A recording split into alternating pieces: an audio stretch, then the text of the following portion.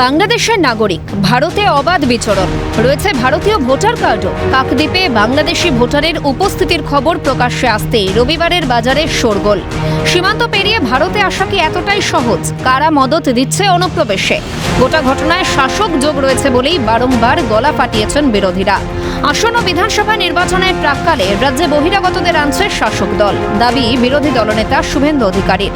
অভিযোগ করলেন রাজ্যে নাকি বহিরাগতরা রয়েছে মুখ্যমন্ত্রীর আশ্রয়। একই সুরে সুর চড়িয়েছেন বিজেপির রাজ্য সভাপতি সুকান্ত মজুমদার। বাংলাদেশিদের এনে রাজ্যকে পশ্চিম বাংলাদেশ বানানোর চেষ্টা চালাচ্ছে তৃণমূল কংগ্রেস, কটাক্ষ সুকান্ত মজুমদারের। বলছি, মমতা ব্যানার্জির আশ্রয়ে এরা আছে, বাংলাদেশিদের 1 কোটি ঢুকিয়ে রেখেছে। ধরে যেটা বলে এসেছিলাম এখন খাতায় কলমে প্রমাণ হচ্ছে। মুখ্যমন্ত্রীর তো আর মুখে রা নেই, তার কথা বলার কোনো হিম্মত নেই যে একটা কথা বলবে। তৃণমূল কংগ্রেস যে এই বাংলাদেশি লোকেদেরকে নিয়ে এসে এটাকে পশ্চিম বাংলাদেশ বানানোর চেষ্টা করছে, প্রমাণ হইতে হয়ে গেল।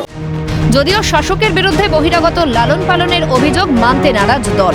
সীমান্তের দায়িত্ব থাকে বিএসএফ এর উপরেই, অথচ তাদের চোখ এড়িয়ে কিভাবে অনুপ্রবেশকারীরা প্রবেশ করছে রাজ্যে, এই গাফিলতির দায়ে বিজেপি ও বিএসএফ এর। পাল্টা অভিযোগ করে দায় এড়ালেন তৃণমূলের অন্যতম গুরুত্বপূর্ণ নেতৃত্ব কুণাল ঘোষ। কি করে ঢুকলো? সীমা তো বিএসএফ, অমিত শাহের। বাংলাদেশে তো এই থেকে যদি ঢুকতে হয়, বাংলাদেশ থেকে যদি ঢুকতে হয়, তা বিএসএফ কী করছিল? আসলে বাংলা ভোটার তালিকা বা ইত্যাদি কোনো একটা কাগজ তৈরি করা, এগুলো তো পরের কথা। সীমান্ত থেকে ঢুকছে, এটাই তো বিজেপির ফেলিওর। তবে শাসক বিরোধী তরজা দূরে রেখেই নির্বাচন কমিশনের ভোটার লিস্ট তৈরির প্রক্রিয়াতেই গলদ রয়েছে বলে দাবি প্রাক্তন পুলিশ কর্তা নজরুল ইসলামের। বুথ, ব্লক ও জেলার ভোটার তালিকা নিয়ে যাদের কাজ, তার তদন্ত হওয়া প্রয়োজন বলে মনে করেন প্রাক্তন পুলিশ কর্তা। তার দাদাও বলছে সে বাংলাদেশ থাকে, সেখানেই জন্ম, সেখানকার নাগরিক, সেখানে ভোটার কার্ড থেকে স্বাভাবিক। বুথ লেভেলের যারা লোক, ব্লক লেভেলের লোক এবং ডিস্ট্রিক্ট লেভেলের যে নির্বাচন কমিশনের যারা ভোটার লিস্টের নাম তোলে বা নাম বাদ দেয়, তাদের অসততা ছাড়া এটা সম্ভব না। এই বুথ লেভেলের, ব্লক লেভেলের এবং ডিস্ট্রিক্ট লেভেলের যারা দায়িত্বে ছিলেন তাদের বিরুদ্ধে কঠোর ব্যবস্থা নেওয়া হোক, তাহলে যদি এটা কমে। তবে তর্ক বিতর্ক কিংবা রাজনৈতিক বিবাদের মধ্যমণি সেই নিউটন দাসের সাফাই, তার বিরুদ্ধে ওঠা যাবতীয় অভিযোগ সম্পূর্ণ মিথ্যে। চক্রান্ত করা হচ্ছে তার বিরুদ্ধে। নিজেকে সম্পূর্ণ বৈধ ভারতীয় ভোটার দাবি নিউটনের।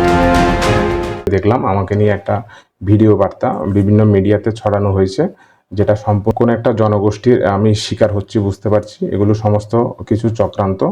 2014 সাল থেকে আমার কাকদ্বীপের ভোটার, আদার সমস্ত কিছু আছে। এমনকি 2016 সালে আমি কাকদ্বীপের বিধায়ক মন্টুরাম পাখিকে ভোট দিয়েছিলাম, কিন্তু 2017 সালে আমার ভোটার কার্ডটি হারিয়ে যায়। তখন 2018 সালে আমি আবার আমাদের বিধায়কের সহযোগিতা নিয়ে আমি আবার আমার কার্ডটি তুলি। মালদার হরিশ্চন্দ্রপুরের লাভলি খাতুন কিংবা কাকদ্বীপের নিউটন দাস, অনুপ্রবেশ ইস্যু উস্কে দিয়েছে তারা বারবার, জানিয়ে রাজ্য রাজনীতির অন্দরে শুরু হয়েছে তোলপাড়। এখন যুক্তি পাল্টা যুক্তিতে নিউটনের নয়া সূত্রের রহস্য উদ্ঘাটন হয় কিনা সেটাই দেখার। ক্যালকাটা নিউজ।